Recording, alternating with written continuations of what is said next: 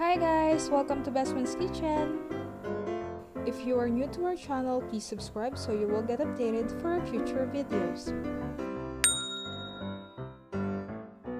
Today, we're going to show you how to make espasol.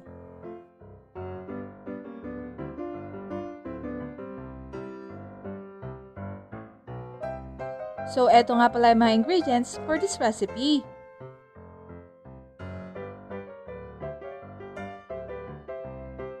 Tara, simulan na natin!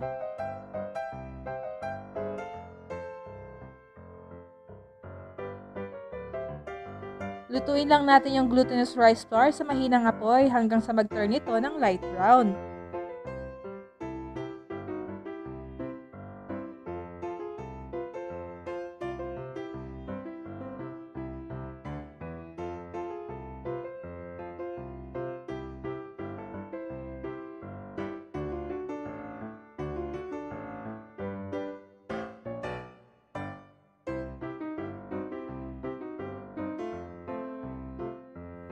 Kapag luto na, i-transfer lang natin ito sa isang mixing bowl at i-set aside.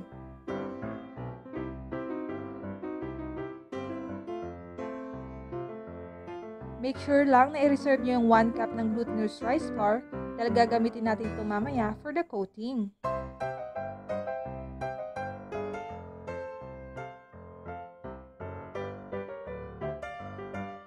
By the way guys, if you still haven't subscribed to our channel, please do so. Just click the subscribe button and hit the notification bell. Ngayon, i-prepare naman natin yung wet ingredients.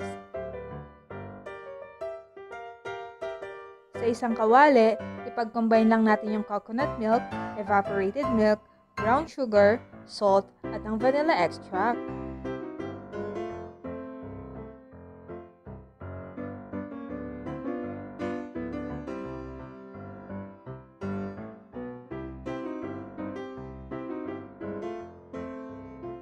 Tapos, buksan nyo lang yung kalan at iset ito sa low heat.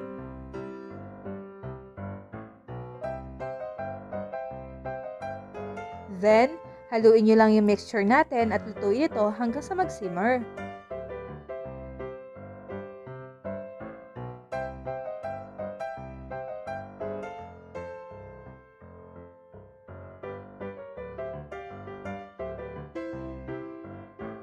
Kapag nagsisimmer na, i-add nyo lang yung glutinous rice flour na niluto natin kanina.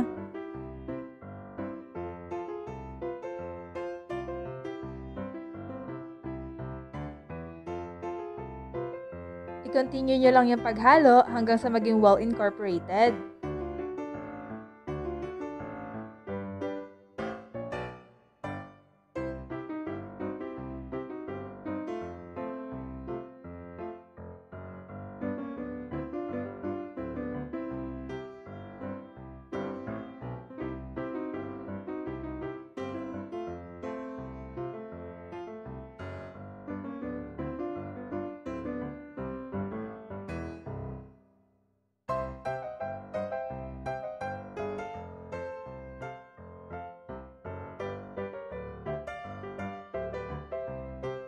Patuloy nyo lang itong haluin at i-make sure na wala itong lumps.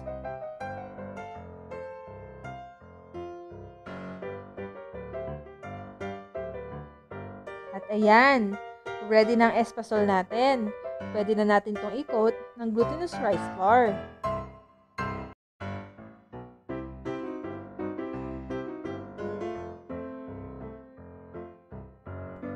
Maglagay lang kayo ng kaunting glutinous rice flour sa isang molding pan.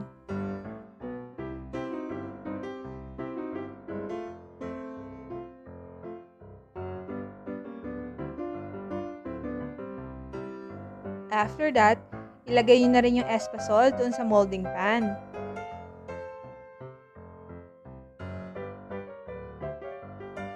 I-spread out nyo lang ito evenly sa pan with at least 2 cm thickness.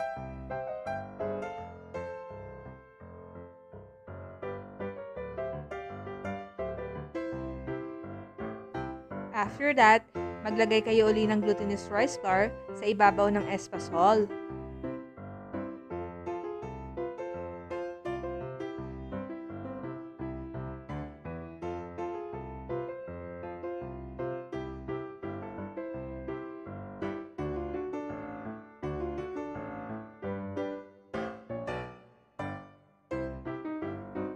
Then, ikat nyo na ito sa maliliit na piraso.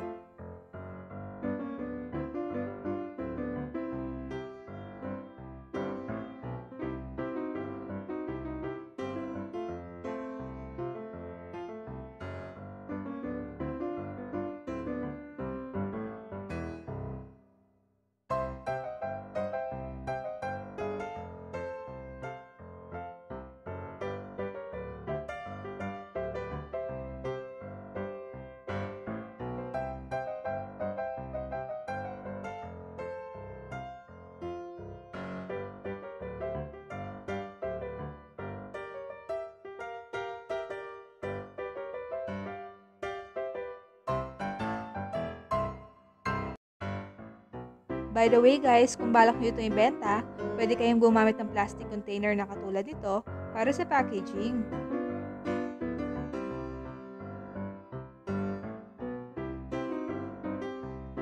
Maglagay lang kayo ng kaunting glutinous rice flour sa container. After that, pwede na kayo maglagay ng espasol sa packaging. By the way, 16 pieces of espasol lang kasya sa packaging na ito.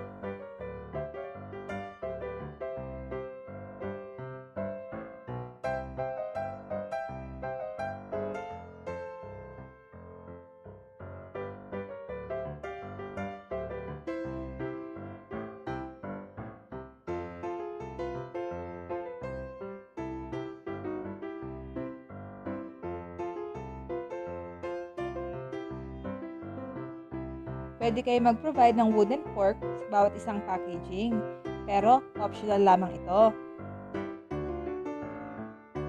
By the way guys, ipro-provide na lang namin sa description box below yung costing ng recipe nito para may idea kayo kung magkano ang capital at kung magkano ang inyong kikitain.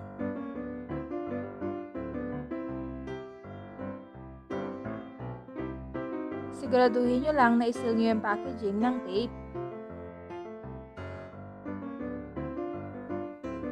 Ayan, ready na ito para ibenta. We hope that you enjoyed this video and please give us a thumbs up. You can also comment down below if you want to request recipes that we can feature on our next vlogs. Paki-share na rin ang video ito para everybody happy. Thank you so much for watching!